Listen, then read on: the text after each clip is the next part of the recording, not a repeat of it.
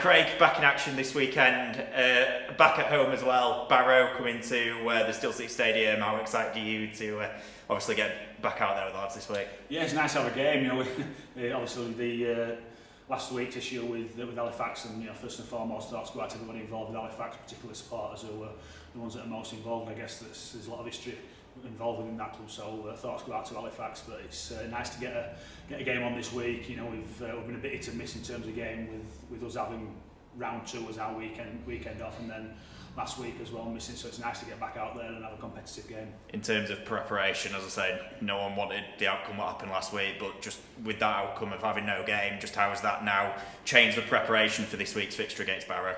Yeah, it changed a little bit last week. Tuesday was pretty much the same as it would have been anyway, because as it came on Tuesday, we were told to prep as if we were playing on the Sunday, and then I think it was the Wednesday we got the nod that the game wasn't going to go ahead. So we changed up our training for the rest of the week, give the lads a bit of a touch up late into the week and give them a bit of a longer rest over the weekend. But they had some programmes to continue at home as well. So there's been some hard work away from the club, but some hard work on the field as well. So we're back into normal prep this week for Barrow. Prepping for this game, as I say, you look at the start that Barrow have made, 3 wins from 3.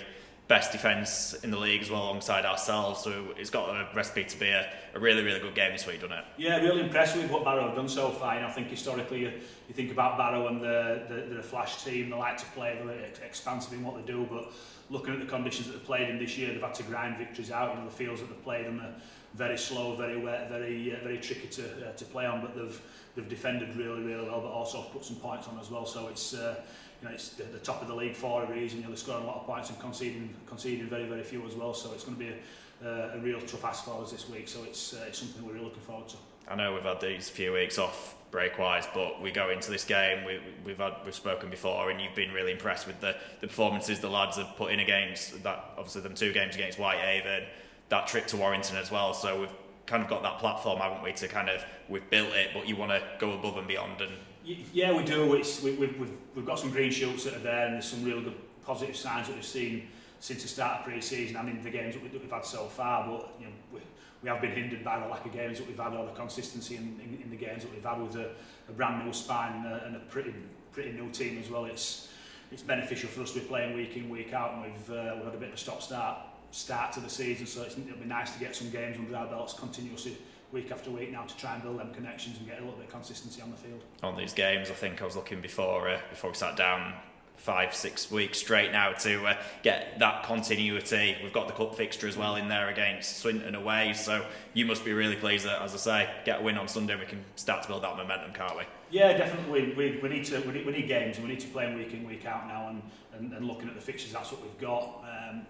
We've got a couple of people injured at the minute, but nothing too serious. So we've got a lot of people that are on the sidelines and all waiting to have a shot. So it's nice having that competition for places, and that's what we've been crying out for since I've been at the club. We want that competition in place for places in training as well. We're getting some real good physicality in training now, where people are pushing each other, and the performances are there on the field that people know that if they're not playing particularly well, then there's other people waiting to take their shirt. So we've got what we've been asking for a long time now. So hopefully we can see a bit of consistency and developing on the field in these next few weeks. When you talk about players on the fringes, one player I wanted to mention was Will Oakes. He's been at Batley on loan, 3 games now, 80 minutes. How great is that for his, as I say, for his development as a rugby player? Yeah, massive. He spent a lot of time out of the game, did Will, and he came in towards the end of last season, probably undercooked and not match fit. I think he'd admit that himself. He's been a long time out of the game, but when he came in towards the end of the season last year, he brought a different sort of physicality for us,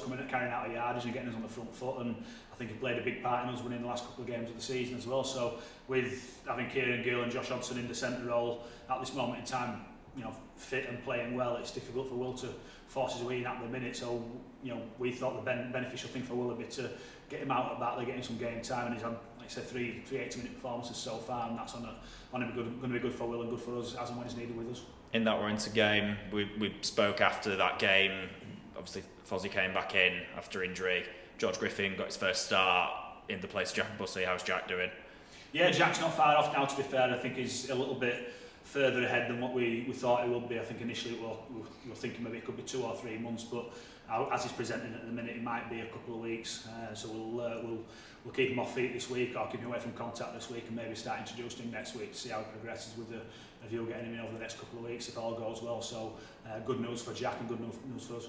And new week in training. How's the mood in the squad? Are they excited to try and make it 2 from 2 this weekend? Yeah, they are, mate. You know, they've just been over at the gym now, and the buzzing over there, and the man will be buzzing when they get on the field in about 15 minutes time, because there'll be a lot of contact out there. So we'll see how they react after that.